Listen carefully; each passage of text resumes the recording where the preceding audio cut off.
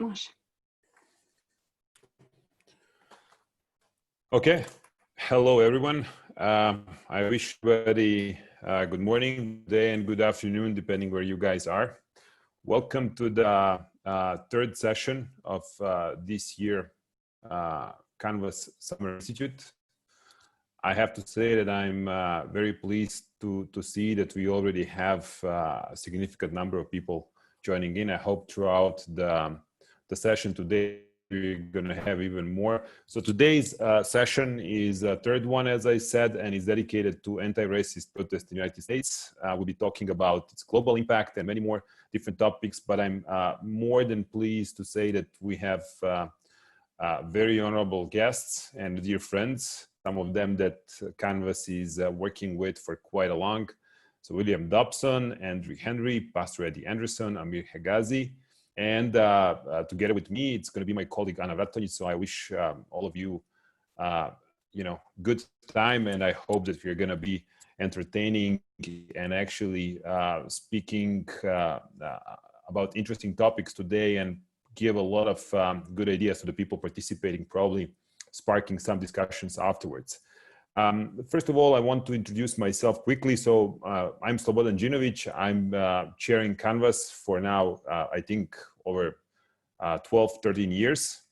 And I'm, even though I'm an engineer, but from basic education, I've been lifelong activist and somebody who have been together with my colleagues running the nonviolent movement here in Serbia, in the overthrow of our dictator, Slobodan Milošević. I've been very much engaged in different and with various movements around the globe, working on different trainings, teaching across the world in different courses in different universities, and together with Srđa, my colleague, and all of the dear friends from Canvas, I think that we have been present in this area of nonviolent conflict for now significant number of years. And all of you guys, I think pretty much you could actually just go and Google and search us on the web. You're going to find plenty of publications that Canvas has actually wrote, and we published many of those by ourselves. We have several of those which have been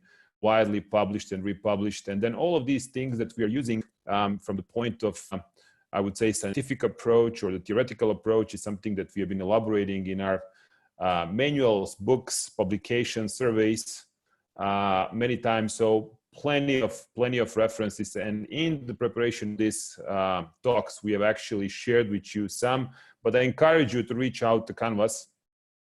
Go to www.canvaswikipedia.org. You're going to find plenty of resources for the discussions we are having over these 2 weeks. So the Canvas Summer Academy is actually once we envisaged it and once we thought about it, we actually wanted to bring something a little bit different from usually what Canvas is doing. So we wanted actually to bring live cases to discuss about real world issues, and to bring alongside not only practitioners and the people who are leaders of their movements and activists, but actually to bring experts in various fields and discuss different global outcomes out of what is going on in the world today, especially from the point of asymmetrical conflicts, as we want to say that nonviolent conflict, fits into that group, and trying to analyze different stakeholders and see whether there are any interesting ideas that we could share with you, or that we can actually pick up for our think tank, for our NGO to think through and actually come up with some maybe new strategies and propose some new agendas for those. Now, getting back to the today's session, we're going to be talking specifically about the US, and we're going to be trying to spark some discussions around what was recently going on, and of course in perspective of George Floyd case and assassination of the George Floyd in Minneapolis on the May 25th, as you can see on the screen. We want to say that was spark. In Canvas methodology, we would say that sparked momentum-driven reaction of people and activists who fled in the streets and actually showed their unrest with what was going on. Now, all of that, of course, in a situation where we had, I guess, across the world, months of the lockdown, and months of very difficult time, both financially, economically, socially, and privately, I would say, where we started exercising something that for the first time we termed out of, I guess, one of the medical institutions, which is called social distancing, meaning that we should get away from each other. And then that obviously created a lot of tension, especially in one term that we use in Canvas methodology, which is enthusiasm. Once we try to analyze behavior of the activists, we always use that simple mechanism, which is enthusiasm versus fear.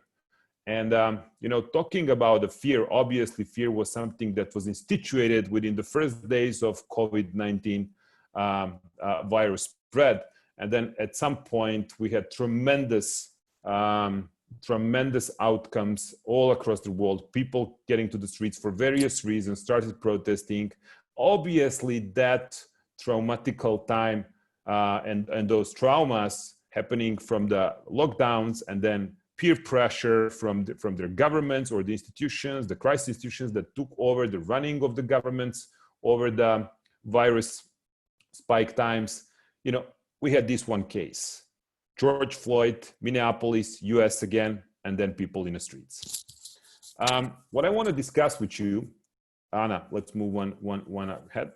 So what I want to discuss with you today are actually, what was it about? What really happened? What did people who were participating looking for?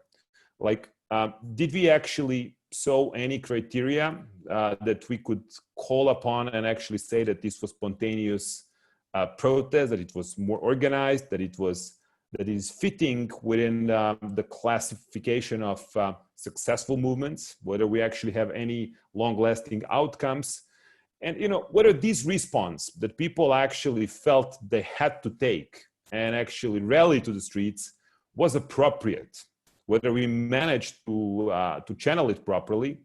And then from the point of, as I mentioned, asymmetrical conflicts and nonviolent struggle, first of all, from strategic point of view, what are the long-term goals that we think maybe we missed or that we can achieve? So definitely people hitting the streets, both violent and non-violent. I'm going to be elaborating a bit on that a few minutes in the future.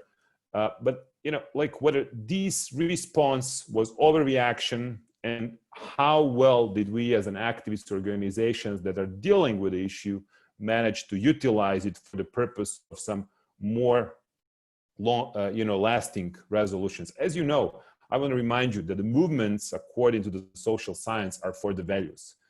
Social movements, they institute certain values within society. They should be actually achieving certain victories and actually standing upon those. They're not made, and very rarely they turn into the political elite or actually win even governments. Actually, in Europe, we saw that only in one country, which is north to Serbia. It's Hungary, where actually Fidesz, transformed successfully in political party and won the government, and that's been now lasting for quite a while.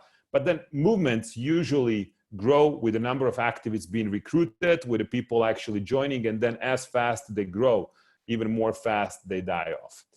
So the number of questions and topics we will be discussing, Anna, are starting from first two sessions that we have had. So I'm going to be talking about, first of all, what is the theory in all of this, and what does the theory teach us about nonviolent movements, and how do we classify these events. Then I'm going to actually use some of the Canvas experience to give you some comparisons of these happenings with other movements or actually protests worldwide. And so what is the practice in all of this, and what you can draw as a practical consequences? Now, who benefits? There are different political stakeholders, different pillars fighting for supremacy. So it's always the question, who benefits? Are there people who are benefiting, both politically, both socially, both financially?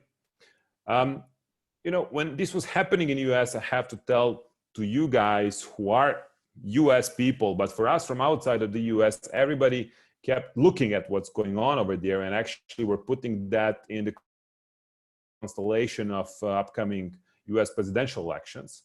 So we have very qualified speakers, actually experts who can actually touch upon this. Now, how does this fit within ongoing economical trauma? Obviously, hearing from various economists that we are about to hit financial tsunami, and that we are about to see something that probably haven't seen before. Now, I'm not trying to scare off anybody, but I'm just reading the numbers all day today in order to prep for these sessions. So, it's definitely not promising. Europe being about double digits down in the second quarter, the US even a bit worse. So we'll talk a bit about that. And then my favorite, it's about leaders, strategists versus negotiators. So, every movement, according to our experience, and at least the Canvas history has been like that we worked with many indigenous movements, with mainstream movements. And we learned from our experience that it is important to identify the key roles within the movements, and that being leader, strategist, or negotiator, it's not usually or always the same the same person, the same point, though the movements have been actually very fruitful environment for the growth of the leaders, and actually for identification or filtration of those with the best skills within these three categories. But also, like, are we seeing any good outcome where we can actually say we have now more people that we can work with from the civil sector, from the governmental sector, jointly people who can actually guide us through the division that exists in the US. Now, activists, where are we with us? Are they more afraid, less enthusiastic, more enthusiastic, less afraid, or whether this COVID is interfering with that in a weird way, as I suppose it is? What we can expect, and why violent?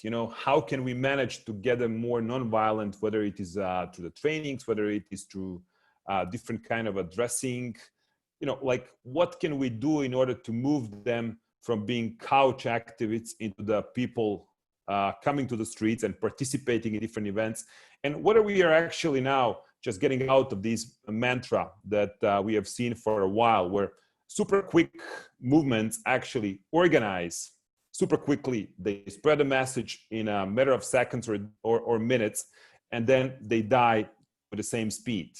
Is it because of the social networks? Because we can share much quicker the messages, we can recruit, we can motivate people, we can engage people much quicker? Or is it just because now we are seeing slightly the signs of the first move from the real grounds, from the streets into the virtual space, where actually people are becoming much more active because it's obviously much more comfortable and much more efficient?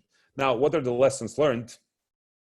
It's always the case about what we have gained and what we have lost. And among that, there is different kind of energies. It's a social, it's a human, it's individual. Whether we see the organizations like BLM driving on the new level, getting more energy, getting more fuel to try to achieve what's being long-term agenda, or we just saw 2 or 3 weeks of intensive events which drain out the energy, the potential for further recruitment. So talk a bit about that. One of the topics that I've been seeing as well across different articles and different opinion makers in the US, it's what is going on. How did we manage to get from the situation where we had Barack Obama, the first Black president, into the situation where the Floyd case happened? And what is really going on in that political spectrum, whether this division is actually a result of us not understanding that even though there is ruling elite, there has to be inclusivity in all social efforts to get people together, both social, both financial, both political, on every level. Like, can we really see some long-term events or consequences of these protests, where we see more inclusive programs which would bring us around, for example, community centers, where we're going to see people in uniform talking with people from poor neighborhoods, trying to bridge that gap, and then in the end, what kind of global impact that's all going to get. So this is very ambitious, I guess. I'm trying to cover way too much, but I'm just giving you guys some of the fruits for understanding, you know, what we want to see and what I guess these discussions should spark, maybe even afterwards in different forms, email, social networks.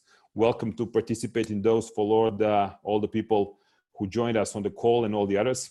Now, let's get back to what Canvas is really good at. So the theory of nonviolent struggle, it's saying, and according to Gene Sharp, Bob Helwig, and all the other known names, it is about the vision of tomorrow. It is about the principles of success. It's a unity, planning, nonviolent discipline.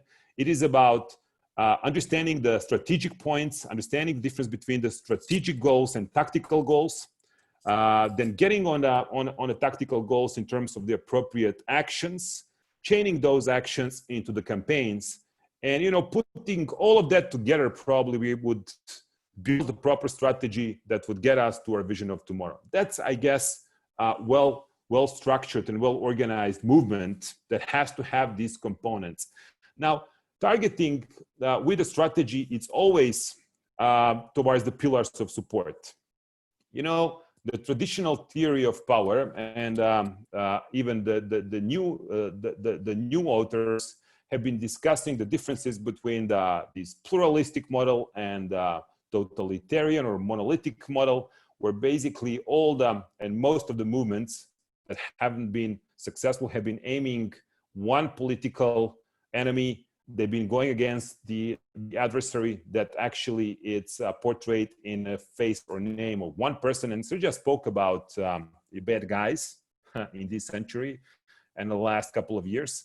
And so we mostly visualize our enemy within one face, but then actually that's a big mislead for every movement. Every movement should be thinking about how to set up the set of different actions and tactics against different pillars and how to win those pillars on its own side. Now, from that context, I have to say that these events in the streets of the US mostly were focusing on three individual pillars and one source of power. And these three individual pillars being namely judiciary, police, and then you know, everything that represents the US history of the racism.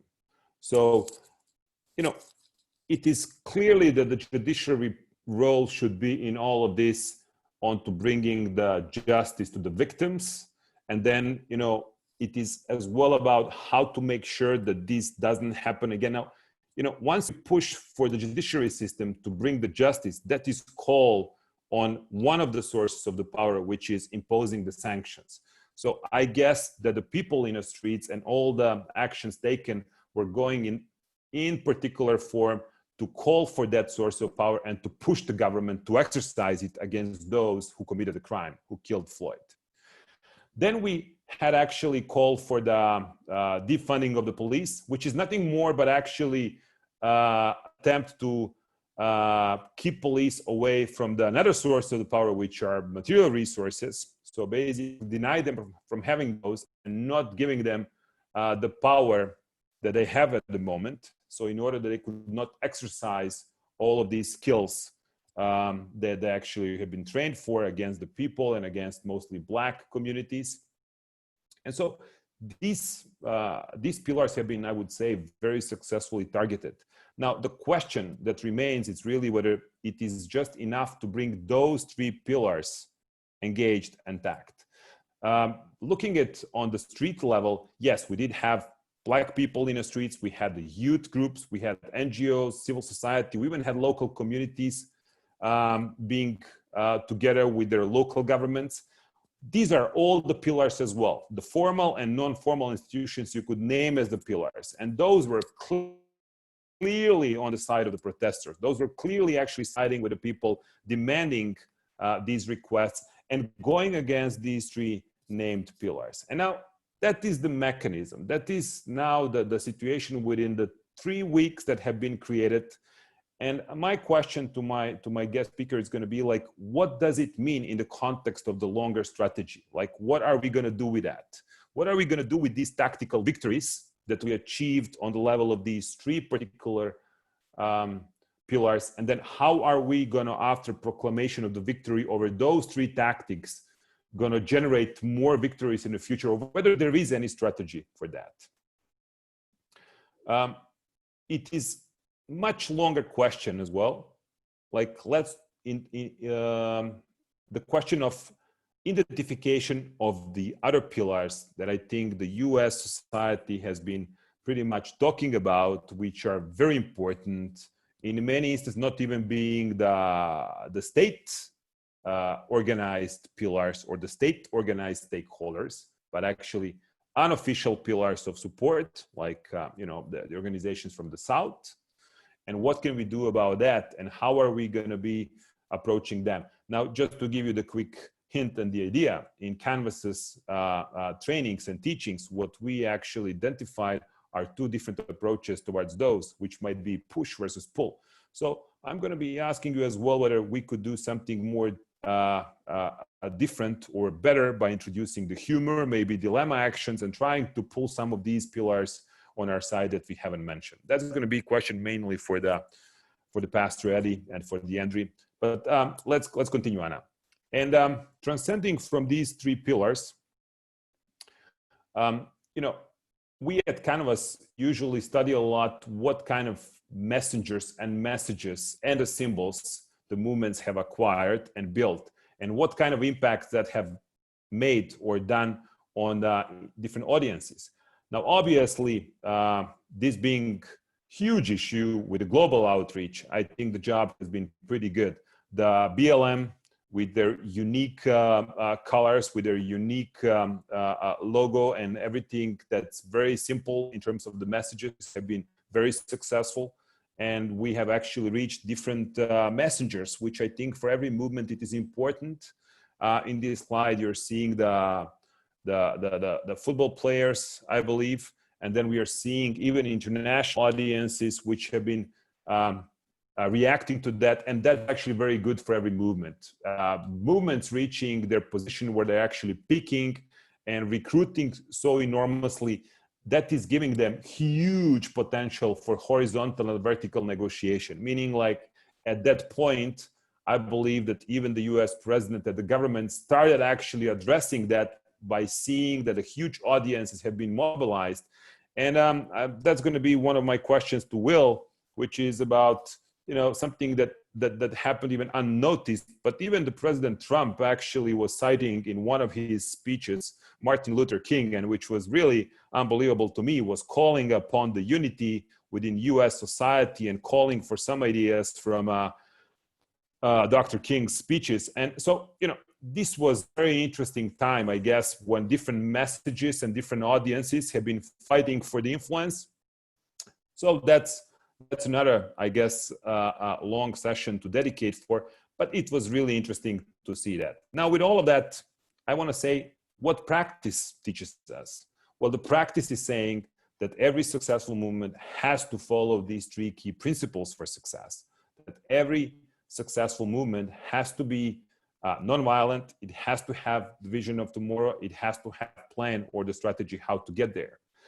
It has to be in a capacity to be able to recruit. Recruitment is the question of the time, and it is the question of how much we can build the numbers on our side in order to confront adversary, knowing that the numbers are BATNA in any future or upcoming negotiations. So the more people we have on our side, the more strong we are going to be once we sit at a table and start negotiating. And keep in mind, guys, that every nonviolent struggle ends up with some sort of negotiation, every successful one. And once the outcome is reached, once we have agreement, then it is time for implementation of what has been agreed. That's going to be my question for Pastor and for Andri. Like, are we happy with how the agreements, how these judiciary process have been implemented? Are we happy with what we are seeing is happening out of this? And then how does it affect the movement itself? How does it affect the BLM? I guess the horizontal negotiation within the organization should be strong now to keep everybody united again and happy around outcome, because not everybody are going to be equally satisfied with what we have seen is happening now after these events. So with all of that, I want to start with Will. Will is a dear friend. Will is someone who has been a close friend to Canvas now for over years. Apart from writing the great book Dictator's Learning Curve, which was the amazing from the point of view where actually even we at Canvas for the first time understood that we do have the guys on the other side who are learning about our methods, and we have to keep up being innovative. Great piece. I suggest everybody reiterating to that. Will is chief information editor he was a chief information editor at NPR. He's right now co-editor of the Journal of Democracy, and overall within the Slate magazine and everything that he has been doing, very influential about the U.S.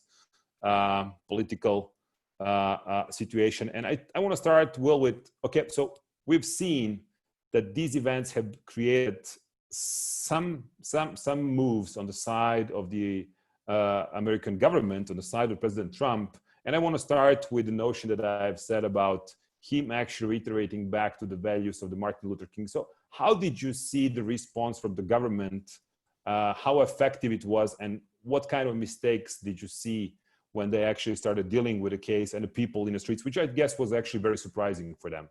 Yeah. And there was a question in the comments also about sort of, the way in which there's a comparison that I mean, these are all governments. So whether they're authoritarian or democratic in nature, how they respond to these crises, there's certain commonalities that it doesn't matter what label we put on them, and how have we seen them try to co-opt or not co-opt. And the speech that you're referring to is, was one that the president gave at Mount Rushmore, where he sort of had this laundry list of names of American heroes that he wanted to have commemorated in some future park or memorial site that may or may not ever be built. To be quite frank, I would say that, I mean, I don't think that list of names, while it included, great Americans like Martin Luther King, it also included, members of the Confederacy, and it included many people which would be viewed with a much more suspect sort of role in the creation of our republic. And so it was a complete mishmash. And I think in that way, it really didn't penetrate, I think, in an important way in sort of changing the public's thinking.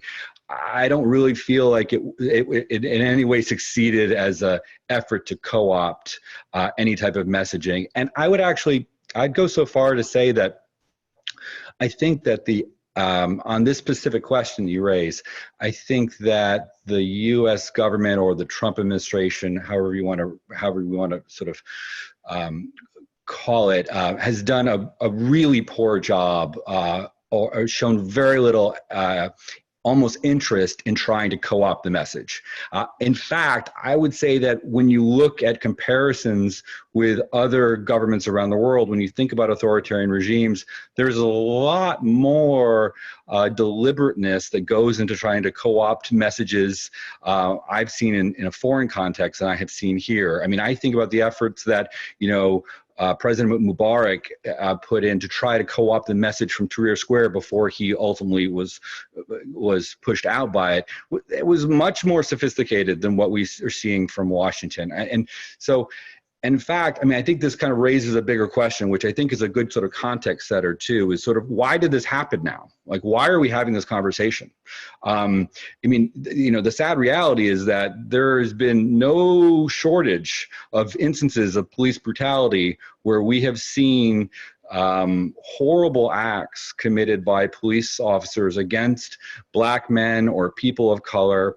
They've been captured. It's not unique that this was captured on film. They've been captured on camera. It's not unique that they were shared widely. They were shared widely. This was shared widely. But yet this is different. And it's that spark that you're talking about. And I think one of the reasons why this is different, to my mind, there are at least 5, and I'm sure people could add more. But one of the important reasons and it gets to this idea of not co-opting, is that the police authorities in the US have made a central and common mistake of reacting in such a way as to fuel the protests. So after this initial wave of protests that were really centered in Minnesota and centered around George Floyd's murder, we've seen a response from police forces that led to fresh instances of brutality, fresh instances of abuse, except for now, these were targeting peaceful protesters, bystanders, people who were not even involved in the protest, but just were present, journalists. And the people that have been caught up in this response have been white, brown, and black. And so what that did was that broadened the protests very quickly. It made them, it increased the outrage. It gave people who maybe didn't have a reason to come out, it gave them their reason to come out. And so that, like right there, I think that far outpaces any effort that the government might have shown to try to co-opt the message, which I think if they did, it was minimal. We also, so why now? We have a much more mobilized population in the United States than in recent memory. And that's really a credit to the Trump administration, that since the Trump administration has come in, we've just seen much more public discontent and protest across a range of issues. People are more politically engaged. That's obviously the case when we look at the election in 2018 and the numbers of people turning out to vote. That's obviously the case in the primary season that we've been going through right now. I mean, you take a state like Georgia, where everything that possibly could be done to try to suppress the vote in the primaries that just occurred, including holding polling sites in minority areas that essentially forced people to choose between voting and potentially contracting COVID. It did nothing to deter people from voting. The numbers of Democrats that came out to vote in that primary exceeded any previous primary. So you have a very politically, we have good metrics of sort of that engagement, and that has meant more potential allies for the Black Lives Movement. So that, I think there's that. Then, of course, if you look at the protests, and I think this is obvious, this has been obvious to everyone, they've been multi-generational. They have, been people of every walk of life, every class, race, young, old, and truly national. And so when I think back to some of the protests around, for example, Ferguson from a few years ago, they did not, while there was some of this element, this is much bigger in terms of its inclusivity. This is drawn a much broader swath of American society. I think the pandemic has also helped as well, frankly, that there just hasn't, people are stuck at home. You are not watching baseball. You are not watching basketball. You are not, commuting to work. You are focused on news events. And I think that it has led people to be much more hyper aware of what's going on. And that has also fed it as well. There's just an information overload that people have, and they're already feeling a high degree of anxiety because of the pandemic, and that creates in people a deep desire to do something.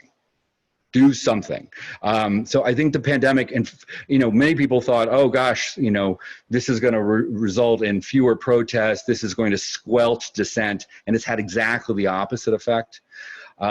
And then I think the other factor of sort of why this is different now is also the composition of our leaders in this country. It's a much more diverse composition of leaders. So when you have events like what occurred in Minneapolis, the Minneapolis City Council looks different than it did a decade ago. There are more diverse leaders. There's more receptivity from the protest movement than there have been in the past. I mean, you think back to the LA riots. I mean, what was the response to the LA riots was the crime bill. I mean, that was the way the establishment responded to that, was essentially to come forward with the legislation that made a bad problem worse.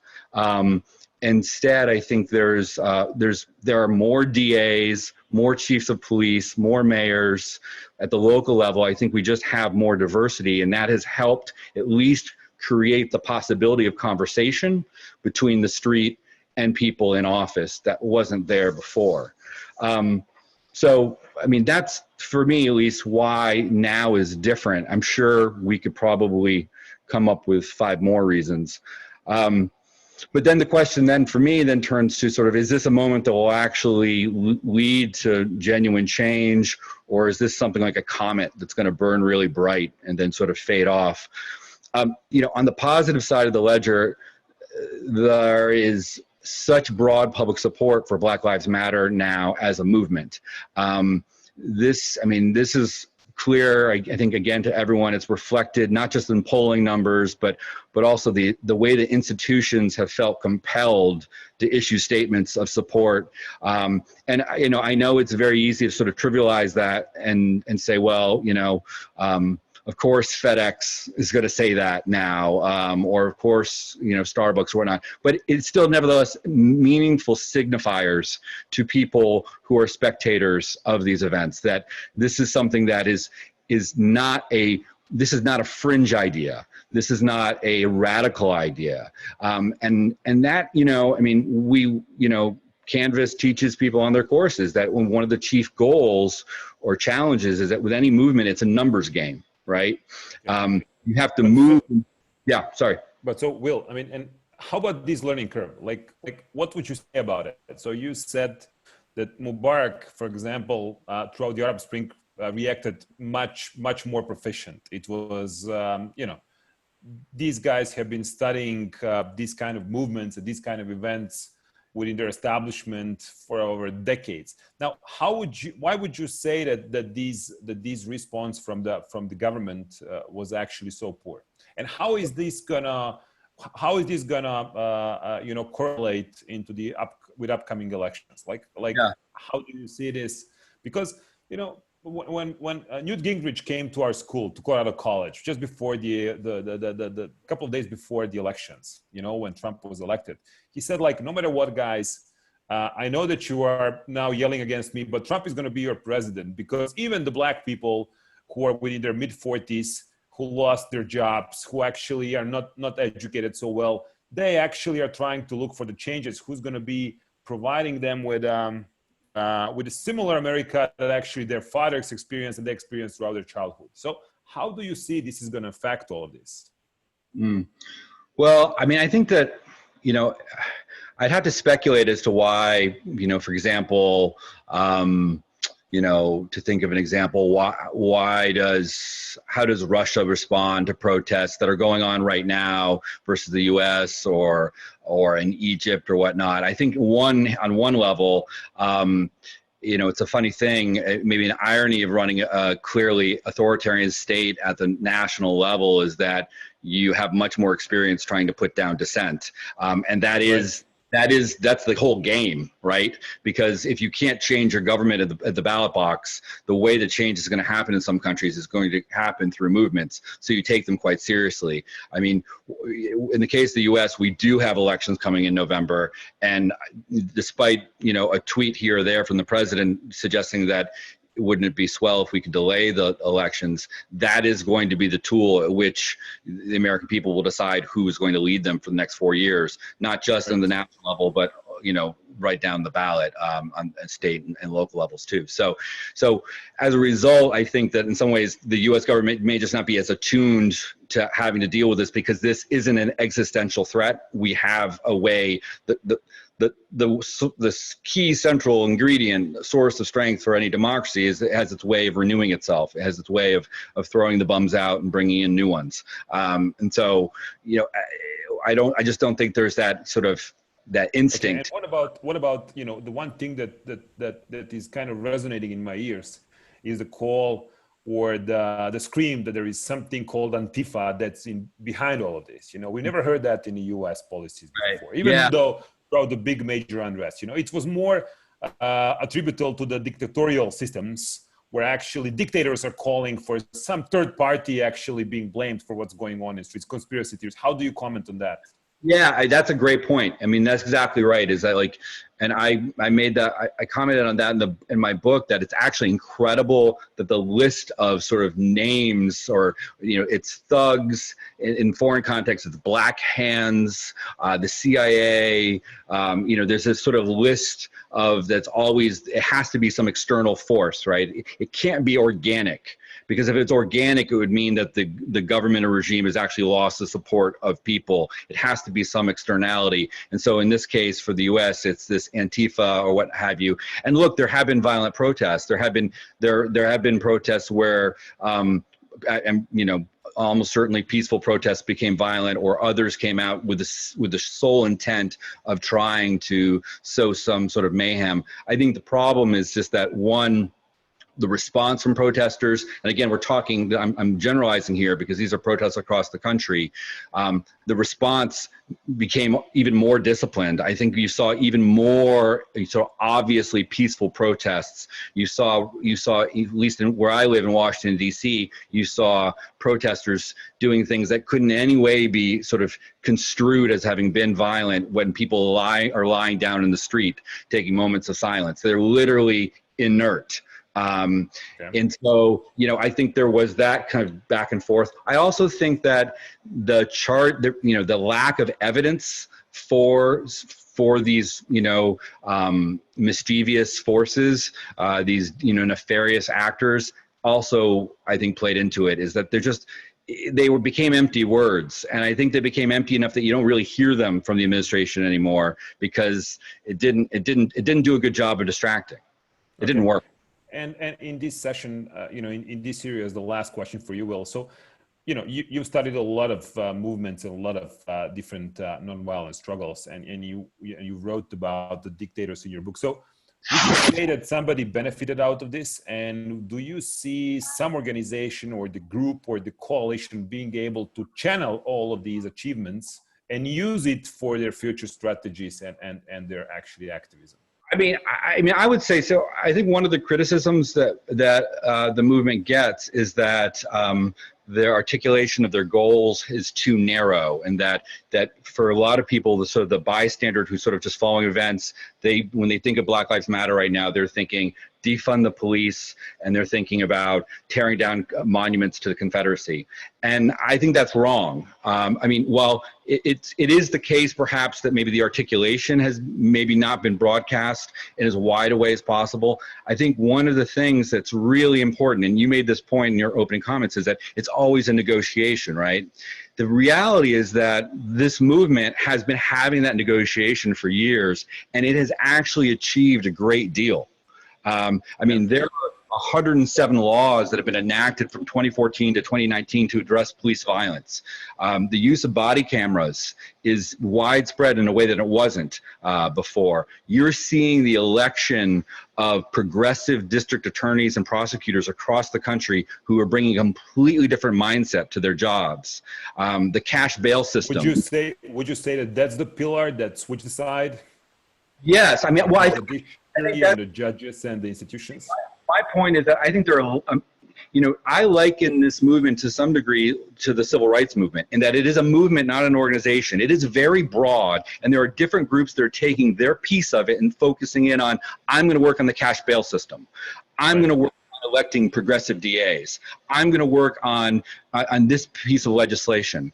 And these successes are happening, and they're happening on a rolling basis. And if I have any critique of the organization or the movement, is that I wish sometimes they would do the thing that Sergio would talk about, which is when you have a win, you mark it with a V, you declare victory, because it has the effect of, one, renewing sort of the support of your supporters, and it gives people sort of that sense of achievement that keeps them going. And it also signals to people that this is the winning side. This is the side I want to be on. We want to be with winners. And this, I mean, what is a longer term struggle in the United States than taking on systemic discrimination and racism that is embedded in institutions throughout our society? I mean, there is not a longer, harder struggle to take on. So if it's going to be a long fight, you need to mark those victories when you can. And they're happening. Thank you very much, Will. I think that's one of the points to make. Whenever there is tactical victory, you have to declare the victory to chain, to make the chain of successes. That's a suggestion from all the good strategists from the nonviolent struggles, which is like always know when to proclaim the victory and always do that. Now, thank you, Will. I'm going to reiterate to you a little bit later. So now I want to get to the Andre Henry. He is an award-winning singer, songwriter. He's a Black BLM activist, and he's the guy who has been actually very much involved. So Henry, I want to welcome you. Andre, I want to welcome you in front of all of these people. And we already have right now, I think, more than 110 participants. So from these questions that I've actually mentioned in my third slide, I want to talk to you first as an activist. So, do you feel that there has been achievement? Do you think that there was proclamation of the victory that's substantial? Do you think that, these unrests actually did motivate or recruit more people that we have been seeing usually before on the issues of racial, segregation in the US? Let's start from there. Well, yeah, absolutely. The short answer is absolutely. I think that especially for the cause for Black lives, that we're seeing more people in the streets this time than we have in years. In 2016, when we were protesting in response to the deaths of Alton Sterling, Philando Castile, even 2014, up to then, one thing that a lot of folks would say is, where are all the white people? Where are all the women? Where are, that don't show up, when we're protesting for Black lives? But this time, we've seen even rural white towns in America where there are pretty much exclusively white people in protest in favor of Black lives. And then not to mention, around the world, seeing so many people around the world tearing down statues of white colonizers, while we're tearing down Confederate monuments. It's just a much bigger wave of demonstration, I think, in this wave. Okay, and would you, how do you feel as an activist, participating in these? Do you see those primary goals being achieved? Do you see any room for your further engagement or activism in all of this? Like, what do you think will be happening? How are we going to be looking at this event within 3 years from now, for example? Are we going to be saying, yes, we achieved something, we actually started something? Yeah. So whether this is just a tactical phase or you see this as the beginning of the long-term strategic phase? Well, I think that there are a few thoughts I have to that. One is, so I love how in nonviolent circles, we talk about how nonviolent struggle is war without weapons, right? And I've been trying to push that theoretical frame by looking into military strategy and in what ways have nonviolent movements been appropriating military strategy and military language. And in doing that, I've come across a quote that talks about how strategy is an endless game. A strategy is the game that continues always. So even when there are lulls, even when movement activity wanes, when demonstrations are not happening as often, the game of strategy continues.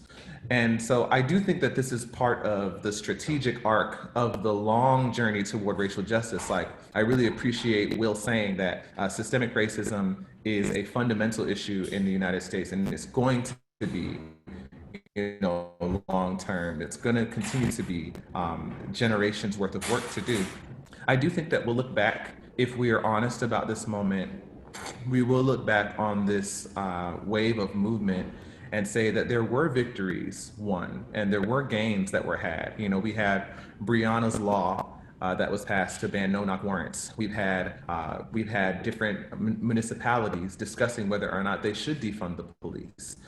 We have made this goal on the way to a new vision of public safety. It's gone from being a radical idea on the fringe to becoming something that is a mainstream conversation that is polarizing people, that are making people have to decide which side are they on. And so I think all of those are successes. Okay, so I mentioned the difference between push versus pull. So you're saying that there are some things which are happening for the first time, like white people actually Yes. joining, the numbers actually been growing. Do you as an activist see any potential for joint effort or the tactics that these numbers could be even more encouraged to grow? Like you're a songwriter, you're the guy who can actually make people do something that inspire others, right? As well. Yeah. So do you see any new tactics or any new methods that we can actually get these pillars standing together even further? Yes, and I think that to also further the point about war without weapons is that when you are a force pushing for the goose egg for your vision of tomorrow, that new tactics always change the game, and part of I think why we haven't some of the gains that we want haven't been as disruptive, or some of our actions haven't been as disruptive as they could be, is because we need to innovate some new tactics. We continue to do things that we've seen before, and we continue to kind of recycle certain actions that that the powers that be already know how to put down very well. So what I'm hoping is, as we grow in numbers, is that we can continue to, or that we improve on applying the strategic work so that we can do tactics that actually target the Achilles heel of the powers that be, right? So one thing that I'm hoping is that we could escalate from the category of protest and persuasion, and to figure out, what is it that the opponent needs in order to continue to do this, and to take the initiative on that target, and to apply all of these numbers that have grown, that have expanded in this movement, onto the right pressure point. Okay, and what is the vision of tomorrow that you actually see? It's the goose egg that you've been mentioning. So what is that vision of tomorrow that motivates you, and I guess more than afraids you, than to join and keep active? I think that the goose egg here is how can I put this into a sentence? The goose egg That's here a training. is That's a training in a minute. You can the goose egg here is a new vision for public safety, where all Americans, especially those who have been historically marginalized, can flourish. So defund the police is a signpost along the way toward a vision of public safety that is not based on violence and militarism. Because what America is doing is applying the same colonial violence that it has done in other parts of the country throughout history to its own population. We don't want that anymore. We want a vision of public safety. We want a vision of public safety where if you have a broken taillight, the police don't come and beat you up for it, but a mechanic fixes it for you on the spot, and you might get a fix-it ticket. We want an America where mentally ill people are confronted by someone who's actually trained to deal with mental health crises, and not someone who has a gun at their hip.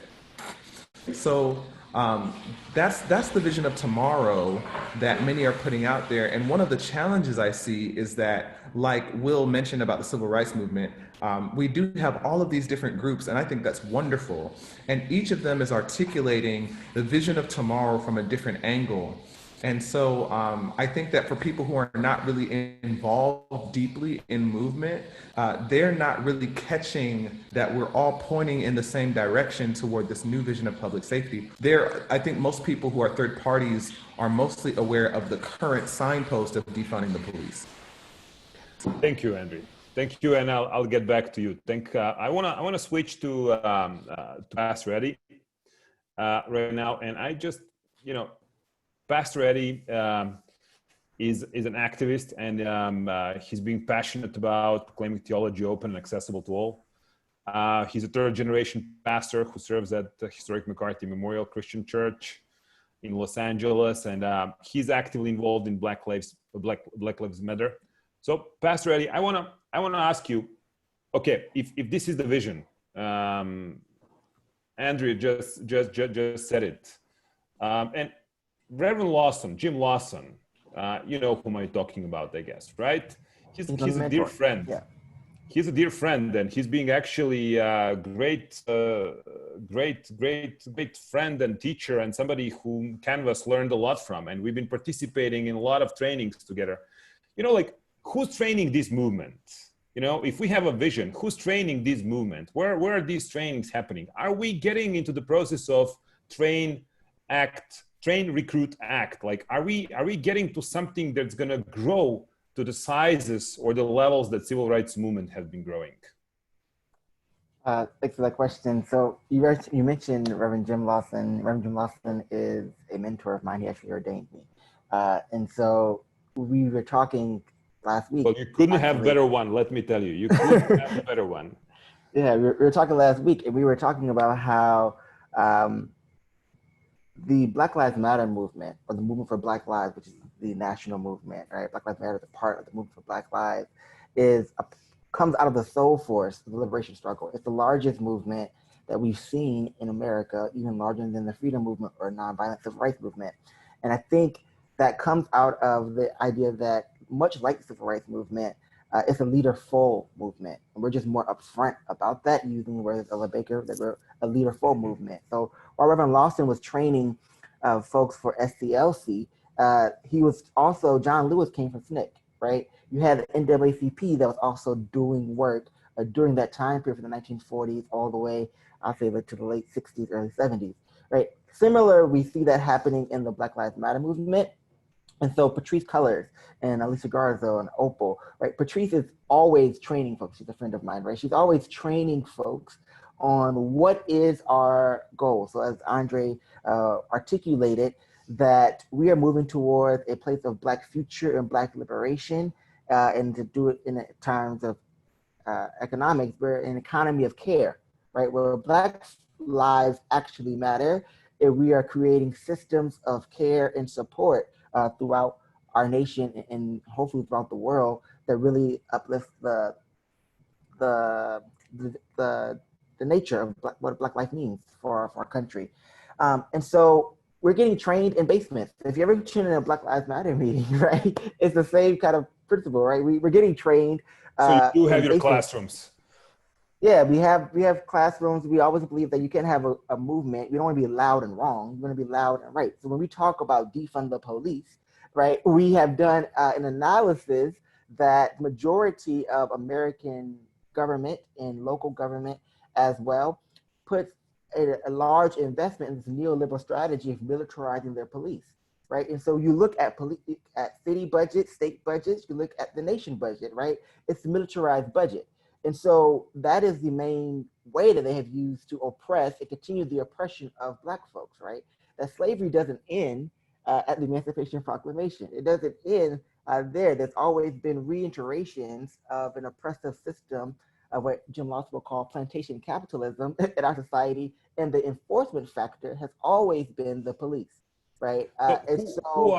So who are the strategists? So who are the strategists, right? Oh, give us some light. Put some light on that, okay? So who are the strategists? Who are the people? You know, it's not Antifa, okay? So it's not like Sergio Slobo from Canvas joining Antifa and going and staging the coup, you know, in the US. Some of the Russian outlets have been actually trying to post in our region. So who are the people behind all these strategies?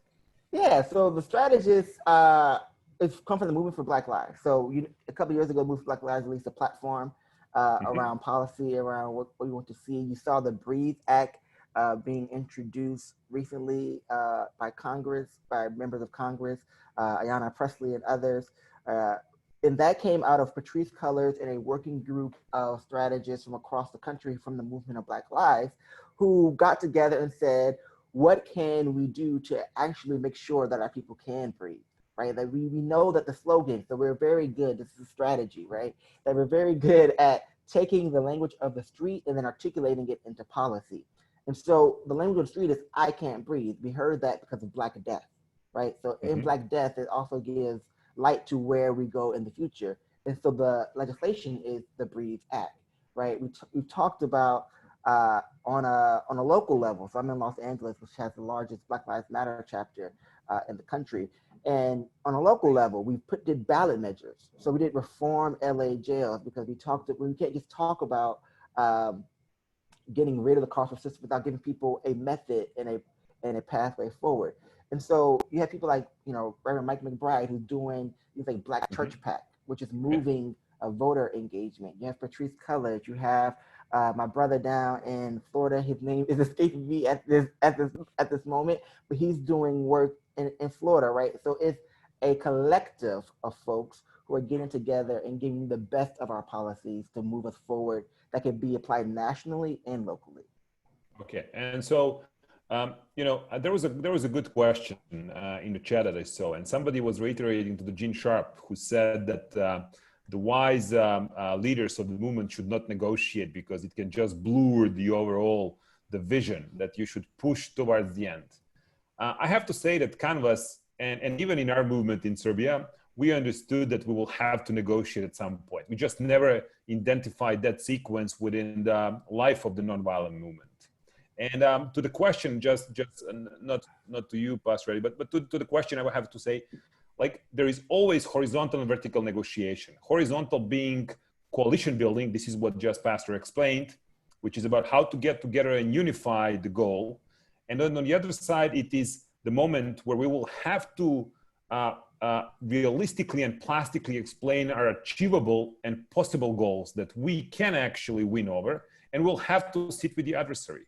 And in our trainings, we do emphasize that role, and we usually explain that good leaders, good strategists are not always good negotiators. So Pastor Eddie, who's going to be negotiating, let's say, with the new government in the US after these elections over the issues that you have actually put in place about defunding the police and about, how are you going to monitor and how are you going to make sure that this actually carries on and actually gets executed?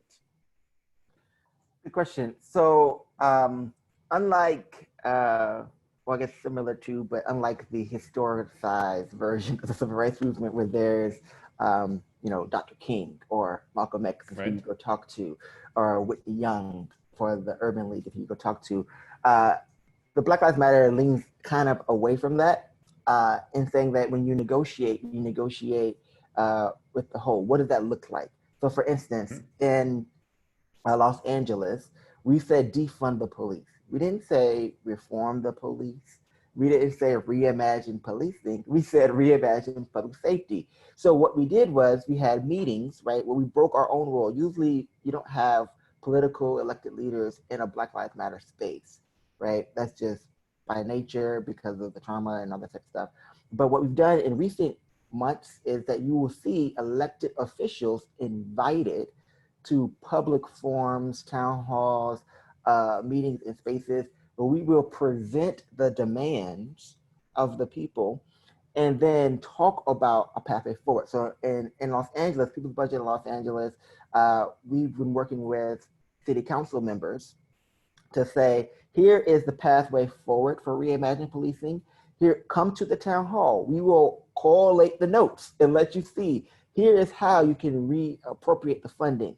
Here's how you, move away from the system of policing. And it's kind of like a teaching, and that's also negotiation. Because then city council goes back and they say, all right, here are the marching orders from the people, and here's how we can apply it. And then we have accountability structures, which remind people that we are always in the streets, right? The accountability structure is the fear or the threat, right? So you have of the threat that we will continue to show up in the streets, and then will also affect your elections because it's an election year, right? And so those are how, I guess, how you would say in your language, to push and the pull of the moment at this time. So if you are, would you say that the BLM is channeling the heritage of these protests, and that you are the most dominant organization that's going to actually take this for your, future benefits and expansion?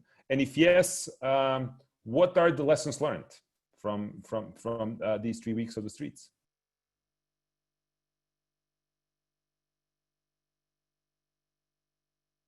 Are you here? Are we Pastor Eddie, do you hear us? It looks like we lost him. Okay. Well, until Pastor Eddie comes back, Andrew, maybe you can help us with this. Like, you know, what are the lessons learned? Yeah. So I would say that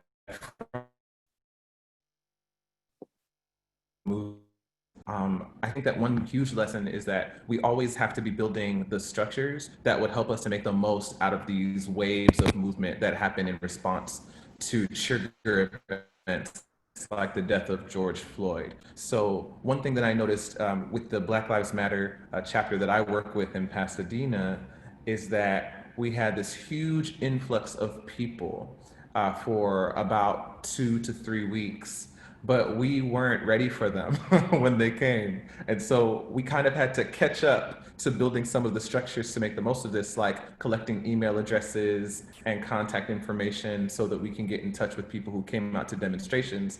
Because what we want to do in between these waves of movement is we want to train newcomers into the movement and build their capacity to lead, so that the next time there's a trigger event, we have a larger force of trained activists, you know? So that's one that is huge. The other, I think, some lessons that I think can be learned from this moment is about making oppression backfire, you know? Like, we saw in Portland, you know, the protesters were attacked by the police, and then the moms came out, and the moms were attacked, and then the dads came out, and the dads came out, and the dads were attacked, and then the veterans came out, you know? And I think that we need people who are helping folks to have this analysis to see, like, this is how the movement works, and to actually learn how to do that intentionally. Like, this seems to have happened very organically, but I think that we need millions of ordinary people around the country who understand how to make oppression backfire in an intentional way. And I think a lesson that can always be learned, and it's the thing that I've been asking a lot, is in America, I think that our understanding of resistance is a bit narrow, in the sense that we know a lot about how to protest, but how do we build an organic intervention, you know, from ordinary people, to where we're not just expressing our displeasure with, you know, a lot of people, but that we're also like finding, I use the example of finding the window in the Death Star, right? Like, where is that place where if you could target the right places and hit it, then you're actually wielding power against the powers that be intentionally. Thank you. And Will, on this notion, I just wanted to ask you, like, Andrew just said, oppression backfire. That's the whole topic that Canvas is dealing with. So, and it is another term associated with that is dilemma action. Would you say that this was huge dilemma action that was working against the US government and against the pillars which were in favor of these social distancing, I would say, like racial distancing as well? So would you say that there are some lessons learned in that learning curve on the side of the government right now after these events?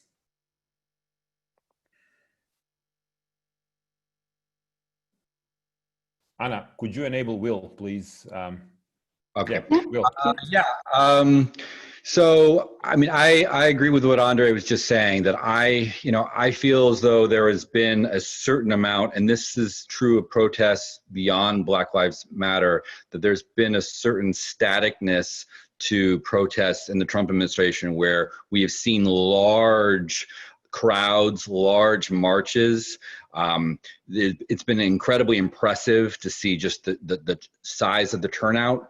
Whereas I would have liked to have seen more in specific dilemma actions that put law enforcement in a difficult situation as to that can actually pull at that pillar and put them in a situation where they can see the people that they are being sent out against in a more sympathetic light, or where their own sense of obedience or tie to the state is forced to be questioned. I mean, I think about a lot of the humorous, creative tactics that Otpor used as being really wonderful for this moment. And I haven't seen as much of that as I personally would have liked. And maybe there are things that I'm sure there are things that have happened that I'm not aware of. But I think that what it does is it creates this impression. Again, I'm very focused on not people in the movement.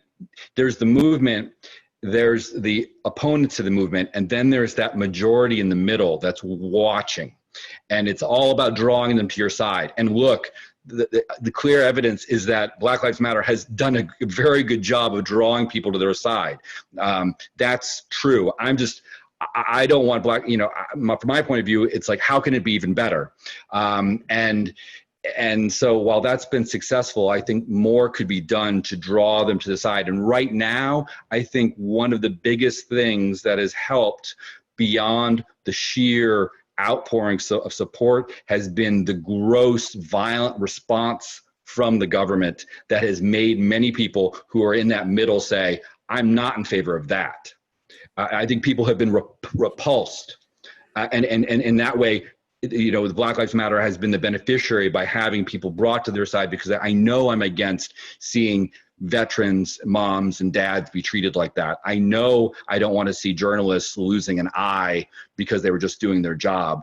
I know that I'm offended at my core at having agents of the state who are not identified showing up at marches. Things that are deeply, we would say deeply un-American happening and happening at the behest of the government. Those things, I think, have been just critical mistakes. So when I look at the sort of the ledger, I just see so many mistakes on the government side, and I don't see a lot of learning. I want to say something else though too, and when we're thinking about lessons, and this is something that Pastor Eddie was bringing up, and I think Andre as well.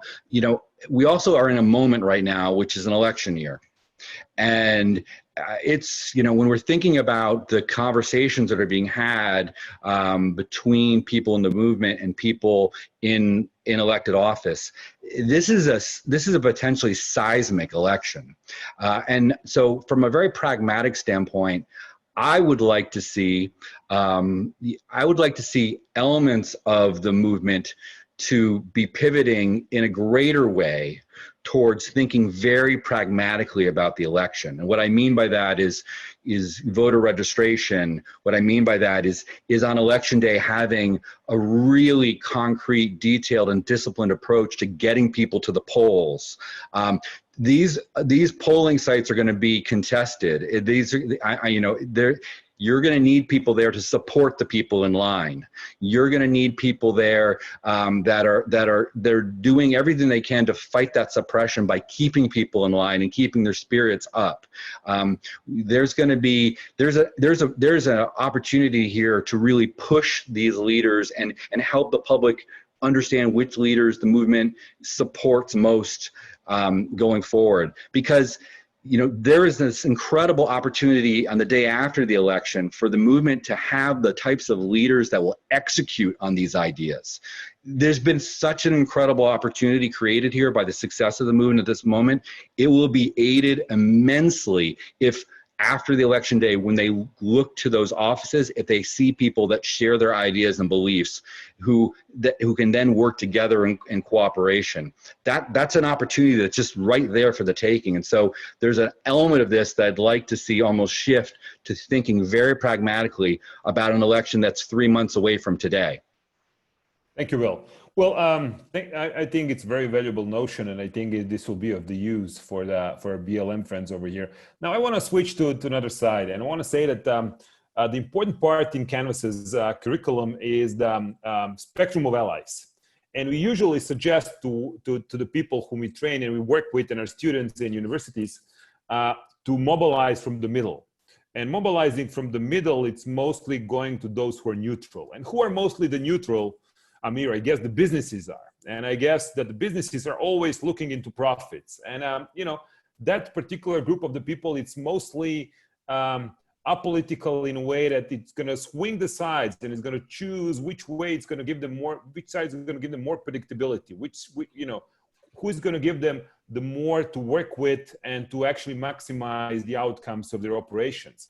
Now, I also mentioned that the question that Canvas has been pointing out for what Farid Zakaria would call, fallen democracy, it's inclusivity. How do we build inclusiveness? When you will mentioned again Egypt, and when Hosni Mubarak was ousted, Morsi came in, and I think the Canvas was the first one who started we were shouting and saying, like, look guys, Muslim Brotherhood winning the election, it's not so bad. For the first time, we have Orthodox Muslim organization that now needs to deal with everyday issues, how to bring the food on the tables of people. So let's deal with them politically. Let's not try to create the next coup. And, unfortunately it happened. But Morsi was thinking like, I have tiny majority, but that means Victor takes it all. Like the one who's in a seat controls everything. No one else should participate. So here with us as well today, we do have the guy who's going to try to help us understand how we can actually motivate these pillars from the middle, the businesses.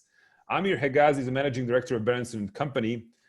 He's a financial expert. And I have to say in this field, now I feel very intrigued about Amir, what are you going to tell us? How do you see all these events? And do you think that American VCs or the business people, actually understand that there is the need to take the side, to take the stand over these issues? Or you think we still have traditional position where we are going to be waiting for the outcome and then actually choose the one who's going to give us more profit? How do you see that contextual play?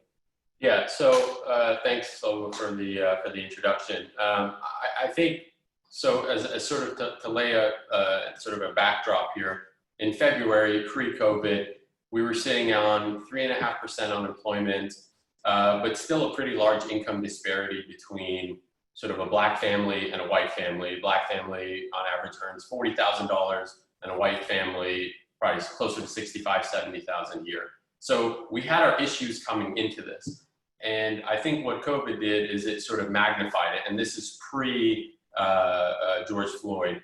It magnified it because there was an immediate sort of bifurcation in the economy where there was one half that was able to work from home and basically business as usual. I'm one of them. We moved to the cloud. We're doing everything via software. We don't really create anything, right? We create commerce. We create ideas. We move ideas. And then there was the essential worker, and that they only became essential when we recognized it, and this is the delivery person. This is the warehouse worker, and then there was sort of a a spotlight shined on how important those folks are to our everyday livelihood. And I think what the George Floyd sort of situation did is it took a lot of people that were sitting at home and it took advantage of that situation and said, where typically I wouldn't have time to go to a protest, and many of my colleagues, we now couldn't afford to not do it. And I think in terms of business, we like to stay apolitical because it tends to be more profitable to do so. But if you have something that's so in your face and you're sitting home and you have nothing else to do, you're forced to act, because there is a point where it's just like, it doesn't matter anymore. And I think that'll be a kind of a short period of time. And what Black Lives Matter movement was able to do is capitalize on that. It was sort of thrust on them during this time. And then I think corporations, venture capital, private equity, the investment community is now reacting to it. And they're sort of, the way it starts in businesses, there's sort of token funds that get started. So Netflix is going to donate $100 million to Black founded businesses, or not donate, but invest in. SoftBank the same way. Many organizations, including ours, are looking to recruit people that are kind of outside of the core schools, going to historically Black colleges and things like that. But I think in order for this to be a longer term movement that actually bridges the gap between different members of our society, is for us to do it because it's profitable, not because we feel good about it. So the reality is having an inclusive board, having women, having minorities, is actually profitable. You make more money if you get ideas from everyone and everyone feels like they have skin in the game. And so what I think the good that will come out of this is for us to kind of sit back and re-examine, is it as interesting to have a boardroom full of, old white dudes and, a token Arab guy, or is it more profitable to have different voices in the room that you can create products for? I mean, we're very fine taking culture from Black people in this country, and they give us a lot of that, and we're very comfortable accepting it. Why don't we take them into the business, the boardroom as well, in a more meaningful way? Not to make ourselves feel better, but to actually, have a more inclusive and profitable society. So Amir, we also talk about loyalty bias, and each one of us, it's made of multiple loyalties, right? And so the theory of activism as well, apart from enthusiasm, is saying like young folks are very active because young folks don't have their kids, so they don't have that kind of loyalty that is the biggest among, I would say, all of us predominantly who do have our kids, and so that's why they're more brave, they're more active. And my company employs, something south of 1,000 people. And this COVID kind of was something where I was trying to address my colleagues by saying, look, guys, I understand you have multiple loyalties. That's what my activism taught me. And I support you having your families in the first place. But I would like your job to be at a second place at least. That would make me very happy as your employer. And then protests in Belgrade, break through, and then everybody went to protest, and that was COVID, as well in the streets. So potentially people could be diseased in the streets more than before. And I wanted to send the second letter, and I didn't, because I didn't know what to say. I didn't know how to position that my loyalty request from them where to be. So my question, I guess, to you is like, this is definitely going to cause a lot of economical damage, at least in the short term. Some theories were saying it's going to be letter V, which I doubt. Maybe Nike sign, maybe even much longer. But so this is going to cause a lot of serious existential problems to a lot of families. Does this situation, or George Floyd, pushes the businesses towards these people more, or is there any way to do it? Is there any strategy that you could see could be compiled between, for example, businesses and BLM and these people to kind of jointly address this issue of upcoming poverty that's even going to make greater gap? Yeah, I mean, look, I think in terms of, having an employee base, and I'm a partner at the fund, so I have to kind of think through our younger folks and they're outside, and, and how that affects getting the job done. I think when there's a moment that is so large and you kind of recognize maybe I'll assume that part of the reason you don't send the second letter is because that it's too big, and so there is no way to try to slow it down. So you might as well join it, actually. And over the long term, right? Companies are never, you're the leader of a business, I'm a partner. We are less important than the collective kind of employee base. And so the folks that build the value every single day in the business need to be motivated, and they need to know that you have their back when there's a bigger issue that matters most to them. And actually, we should take advantage of their bravery, right? Because they're able to be brave, right? Maybe I'm a little younger than you are, and an analyst is younger than I am, and they can be brave, so they can do what I wish I could do. And so we will all kind of reap the benefit. But I think when a moment is so large, you have to be a leader that allows your people to express themselves, because that's actually what's going to create attractiveness for future people to join your company and build back value and even create more value in the future. So are you saying that kind of culture is becoming important, a distinguishing factor when choosing people whom you would like to join your fund or company? Absolutely. And I think it's sort of a two-way piece in an interview. You almost have to show what kind of organization you are, right? Remember, 10 years ago, it was very sexy to go work at Facebook. And right. what Facebook has now kind of shown where their loyalties are over time. And now it's become way less, sexy or, for lack of a better word, to go there. And there are other kind of leaders that have stepped up that have made their environment way more attractive to work. And what will happen over time is they'll attract the best, the best and brightest.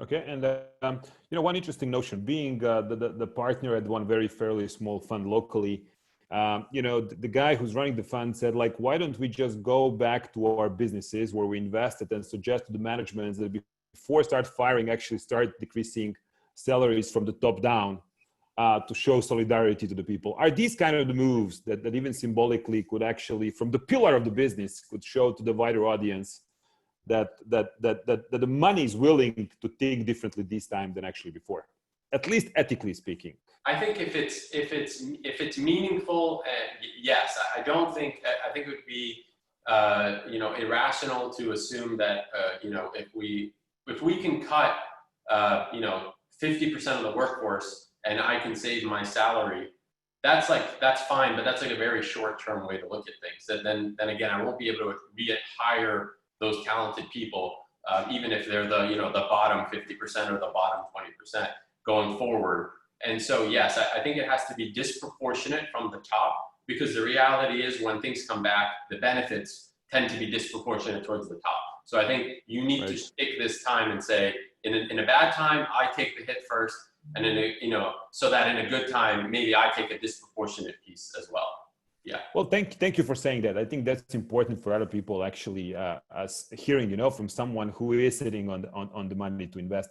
Now, what Canvas has been actually proposing before, while preparing for this call, we wanted to say, for example, to Henry and Pastor, like, would it be, for example, one of the goals, like tangible goals, to say, like, what we want to fight as a sub-strategic goal is for for the colored people or white people to be equally paid.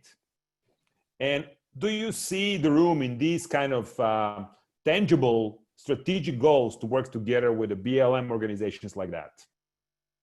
So I think that there definitely need to be KPIs. So whenever the two of us, I'm sure, when we look at a business, there's this sort of key performance indicators. So at the beginning of the year, we say, here are the top 3, 4, 10 things we're going to look at, and they're measurable goals. And we're going to come back in every quarter and we're going to look at them and see how we're doing. And if we're doing poorly, we're going to dedicate more resources. If we're, beating our budget, great, everyone gets a high five. I think setting goals like, we want minorities, Black people to be paid the same is, I think, too superficial. Because the reality is, we all work at companies. It is unusual that you would say, because someone is a woman or a minority, we're actually going to pay them less. That's not what happens. Is over time, the latter, they don't, they're not, because of circumstance, because of bias, whatever it is, conscious or unconscious, they're not given the opportunity to step up to be a vice president, a president, a partner. And that's, I think, what's more important. I think advancement opportunity is more important than just saying, hey, look, we hired 100 people, 50% of them are Black, 50% are white, and they all make $20 an hour or $100 an hour, whatever it is. I think it's more important to say our board has a representation on it for minority groups, and our senior leadership is also, has representation from minority groups as well. Okay, so maybe we identify the new pillars to focus on, like education, like equal potential for everybody to gain these heights, where actually we can actually see these gap being smaller rather than wider. Thank you very much, Amir. I think you gave us some insights. And just for the last sentence, so how do you see us, our mortgage-wise, our lives-wise, how do you see this unveiling? Well, I think you're going to have the ability to, if you're in the U.S., you're going to have the ability to refinance at a low rate for a very long time. No, I do think usually these are moments where it's super uncomfortable, but we come out of it stronger and we'll have like a lasting prosperity. It just feels terrible during the time, but it's hopeful, because again, I really believe that if there is a group that is disproportionately oppressed, which I guess by definition is disproportionate, you're holding back economic value that can be unlocked. And so it is not just about doing what's right. It's doing well by doing good, or doing good by and doing well is important. So I think if we address these over time, it will lead to greater prosperity for all, and disproportionately towards the folks that are at the lower end of the totem pole economically right now, which ultimately becomes helpful to everyone. If it doesn't matter if you have a mansion and there are protests outside and you have to stand outside with your little gun and protect it. That's not helpful for anyone. And so I think that it's more important that everyone feels like we're getting closer in terms of economic opportunity than it is further. Well, thank you for that as well. Well, I think you gave us a lot of to think about, and I mean, you're talking the same as my CFO, I have to tell you. So it's very similar to that. I don't know if that's an insult or what. No, that's actually a very compliment. I believe in her, and actually I want to believe in her. Now, when Sergio and I started teaching our class at Harvard, our professor, Doug Johnson, told us, on Harvard, everything starts on time and finishes on time. So guys, I think we are now 90 minutes and over. We started actually at exactly, 90 minutes ago. And I want to actually close down on these final touches. I want to actually thank to all of our participants for your contribution and talks. And I think those were actually wonderful. Thank you for taking the time to prepare and actually to get into these topics. Now on the side of the Canvas, I want to thank to all our wonderful Canvas team for setting this up, for Anna, who's been actually today, I think, on the second training where we went online. Good old days, and I think everybody would like to travel more than actually sitting behind these screens and do this all the time. Well, thank you for your support and all of these others. Sergio has been very active in the chat. And I want to invite you to the next session, which is going to be equally interesting. This is the closing week of this Summer Academy. So from the Canvas perspective, we hope that we gave you a bit more insights on events in the US on recent racial issues and caused by the unfortunate event of the George Floyd murder. So we want to actually thank to our BLM brothers and Pastor Eddie, who I think joined us again. So any kind of ideas or any kind of discussions, we can continue online. Canvas is doing a lot of events, and we are actually giving a lot of opportunities for people to participate. And definitely, if you want to reach to us, please do. This was the small items and pieces, bits and pieces from all the curriculums that we do. So I think any further questions or discussions, we can continue on a separate note. Well, thank you all for participating, and I wish you all the best in the remaining of the day. So be good, stay safe, and be healthy. Take care, guys. Thank you. Thank you. See you.